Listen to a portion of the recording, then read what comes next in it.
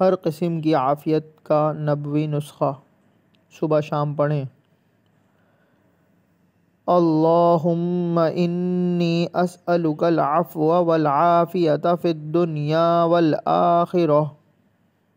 اللہم انی اسألک العفو والعافیت فی دینی و دنیای و اہلی و مالی۔ اللہم استر عوراتی و آمن روعاتی۔